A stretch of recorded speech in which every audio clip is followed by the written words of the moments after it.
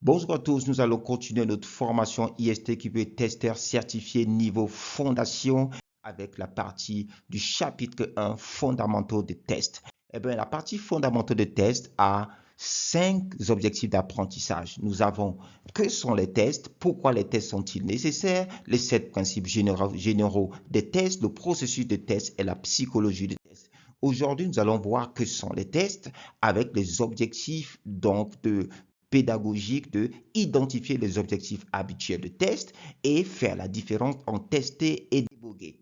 Eh bien, c'est quoi le test? Commençons par là. Eh bien, le test, c'est évaluer la qualité et réduire le risque de défaillance. Aujourd'hui, on a les logiciels dans notre quotidien, que ce soit pour les systèmes bancaires ou bien dans les voitures, pour le contrôle des directions ou bien une aide assistée de parking. Ce sont des logiciels qui sont mis en action et les systèmes sont de plus en plus complexes aujourd'hui. Et les conséquences, c'est qu'on constate toujours des bugs. C'est-à-dire que les logiciels causent encore aujourd'hui beaucoup de pertes, non seulement de personnes, de matériel et d'images, parce que les clients aujourd'hui sont de plus en plus exigeants. Exigeants, ça veut dire qu'ils peuvent passer à votre compétiteur d'une minute à l'autre. Il suffit de voir ce que l'on fait sur nos applications portables. Et aussi savoir que tester, en fait, ce n'est pas juste exécuter le code, ce n'est pas juste utiliser une application. Tester va au-delà de ça. Tester, c'est un ensemble d'activités. Il y a un processus qui a plusieurs activités qui vont permettre de vérifier et de valider un produit. Nous le verrons dans le détail dans les parties suivantes. Et il y a différents types de tests. On peut les classifier de différentes manières. Donc, une manière fondamentale de classifier les tests, c'est de les classifier en tests dynamiques et en tests statiques. Les tests dynamiques nécessitent l'exécution du logiciel, l'exécution du code, alors que les tests statiques ne le nécessitent pas. Eh bien, voilà les objectifs habituels de test. Les objectifs habituels de test incluent généralement évaluer les produits d'activité.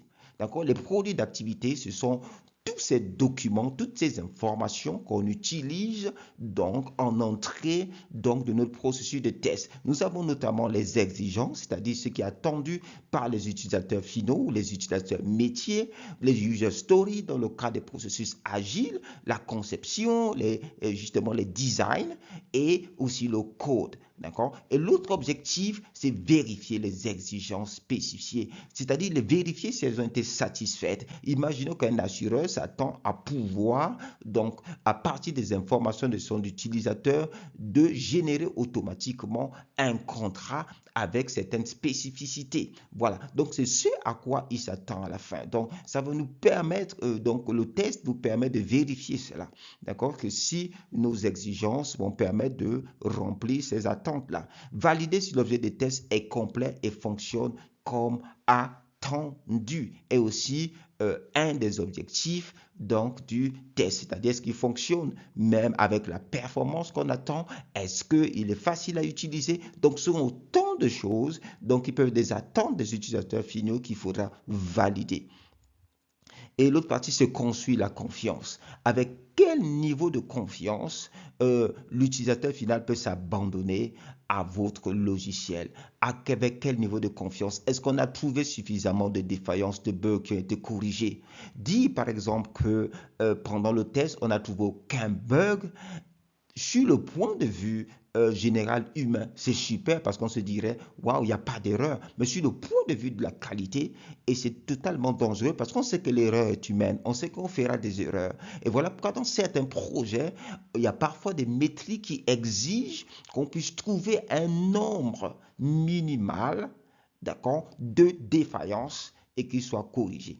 Et tester aussi permet de prévenir les défauts. Lorsque vous faites l'analyse, par exemple, des spécifications et vous vous rendez compte que la spécification est ambiguë et que vous corrigez cela, eh bien, vous allez prévenir plusieurs défauts. Pourquoi? Parce que les développeurs ne vont pas développer une exigence qui est ambiguë telle qu'ils l'auraient compris. Il faut que tout soit clair, concis et pas d'ambiguïté. Et il y a encore plus d'objectifs lorsqu'on fait du test. L'autre exercice, c'est trouver les défaillances et les défauts. Bien sûr, lorsque l'utilisateur final va utiliser votre logiciel, eh ben, il peut rencontrer des défauts. Ces défauts-là peuvent être au niveau même des algorithmes qui sont implémentés dans le logiciel. Ça peut provenir même de la compréhension bonne ou mauvaise, d'accord, de l'analyste métier. Eh ben, trouver le maximum des défaillances et des défauts est un objectif donc du test afin que l'utilisateur final ne les expérimente pas.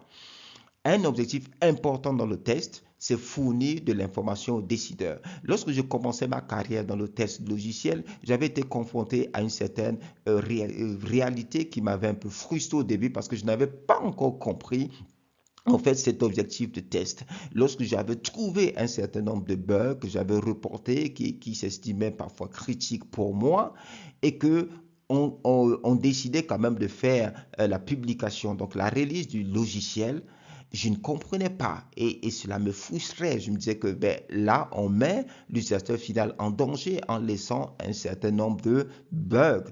Mais non, parce que l'objectif du testeur n'est pas de décider si on va publier, faire la release d'un logiciel ou pas. Son but, d'accord, c'est de fournir suffisamment d'informations au test manager qui va les expliquer ou les condenser de manière compréhensible aux parties prenantes, aux décideurs. Et ce sont ces derniers, avec la compréhension business, etc., qui vont prendre la décision finale. Mais ce n'est pas aux testeurs de faire.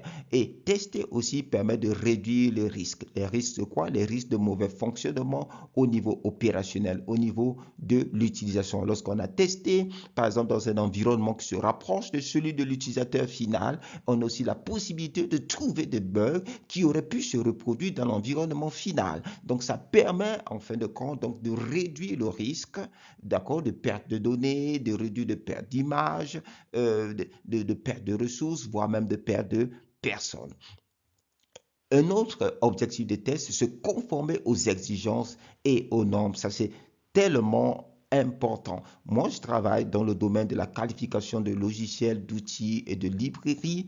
Eh bien, j'aide les clients, d'accord, j'aide les clients à valider que leurs outils sont conformes à des normes, à des standards de leur métier cible, notamment dans le domaine automobile avec l'ISO 26262 ou dans le domaine de l'avionique avec la norme DO 178C ou bien DO 330.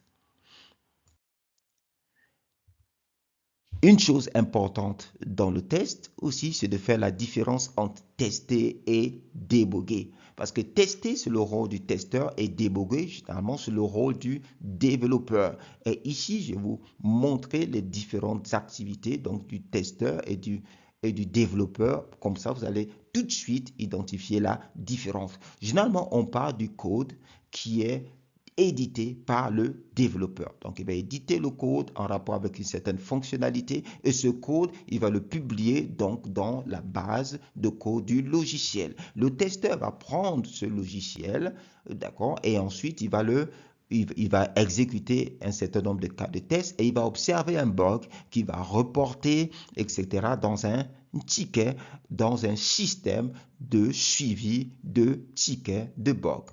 Ensuite, le développeur informé, alors il va analyser donc le bug et trouver la cause du bug et alors il va corriger justement ce bug-là et republier. Il va vérifier déjà à son niveau, au niveau de sa composante et au niveau de certaines tests d'intégration.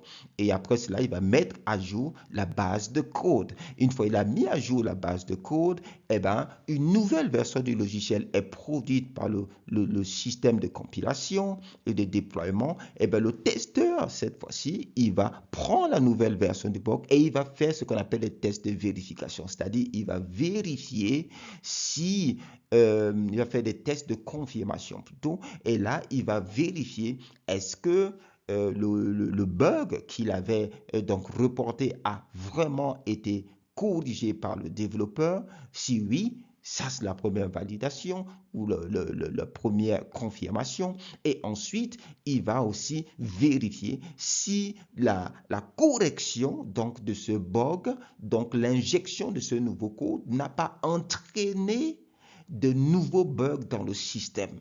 Et c'est ça, ça sont les activités du développeur et du testeur. Voilà pour la section sur que sont les tests. Pour vos besoins donc pour vos besoins en formation, en formateur ou en matériel de formation dans le domaine du test logiciel, n'hésitez pas à prendre contact avec nous. Je vous donne rendez-vous dans notre prochaine section sur pourquoi les tests sont-ils nécessaires.